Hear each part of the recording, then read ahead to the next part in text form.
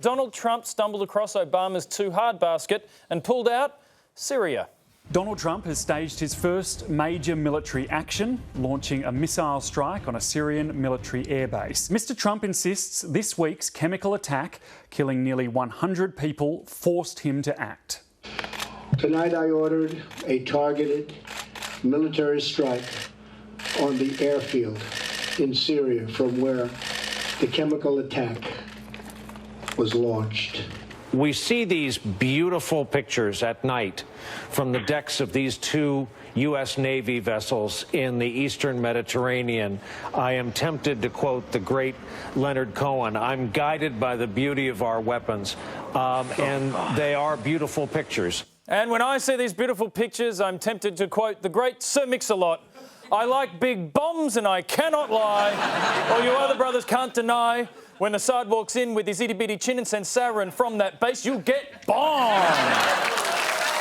But Trump's intervention in Syria has surprised a lot of people. His decision to launch a missile attack on a Syrian airbase was a dramatic switch in both strategy and rhetoric. When President Obama was facing the same basic decision in September 2013, Donald Trump businessman was tweeting at him, "Don't go to war, don't bomb Syria, don't do it, it's foolish." And no one seemed more surprised at Trump's change of heart than Trump himself. I like to think of myself as a very flexible person. If the world changes, I go the same way. I don't change. Well, I do change. It's very, very possible.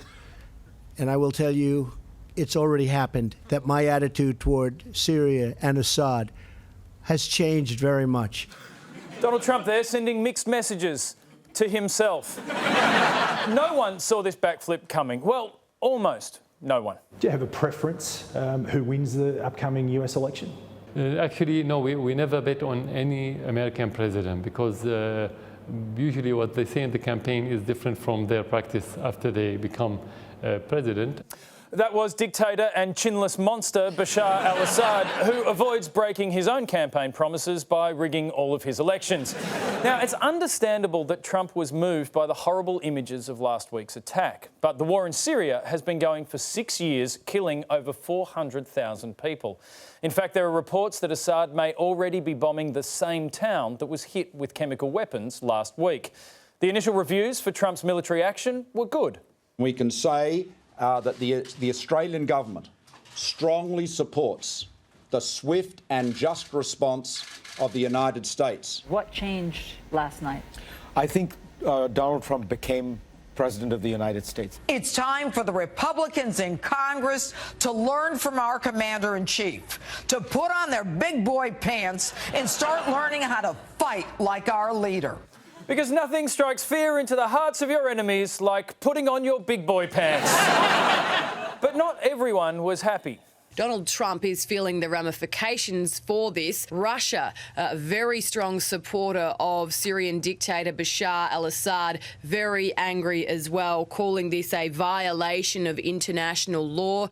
Donald Trump is now learning something that people have been trying to tell us all along.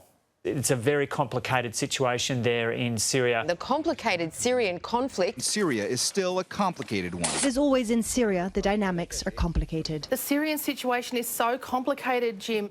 Sounds complicated. But does it have to be? One of Australia's analysts has been making things sound much simpler for years now. We've got a civil war going on in that benighted country between two pretty unsavoury sides. It's not goodies versus baddies, it's baddies versus baddies. I said it was baddies versus baddies then. What's obvious now is that it's baddies versus worsies. Classic phrase with a fresh new twist. But he's right. Currently, you've got baddies and worsies. Plus, there are goody baddies, Kurdies, Ruskies, Iranis, Yankees, Saudis and Turkeys. Once upon a time, the Arab Spring inspired rebels to take on the baddies in Assad's government. But Assad's baddies fired on the goodies and started a civil warsies. Then Assad released jihadis from jail and they joined the goodies, making them hard to tell from the baddies. But some baddies in the goody baddies wanted to be even more baddie and they became the worsies. The Ruskies and Iranis are besties with the baddies because, compared to the goody baddies and the worsies, many think they're actually goodies. The Yankees, Saudis and Turkeys are trying to sort out the goodies from the baddies in the baddie goodies. Then we have the Kurdies, who the Yankees think are goodies and the Turkeys think are baddies. So who are the goodies and who are the baddies? Well, it depends on who you askies. Last week, chemical weapons were dropped by the baddies, so the Yankees bombed the baddies, which made the Ruskies and the Iranis angry. And if the Yankees bomb the baddies again, the Ruskies and Iranis might just crack the shitsies. So it turns out, whatever words you use, it's complicated. Let's see what Donald Trump pulls out of Obama's too hard basket next. North Korea has warned of a nuclear attack to respond to any US provocation as a US aircraft carrier group nears the Korean peninsula. President Trump responded in turn on Twitter today, writing, "North Korea is looking for trouble." And with that, I think I need to change my big boy pants.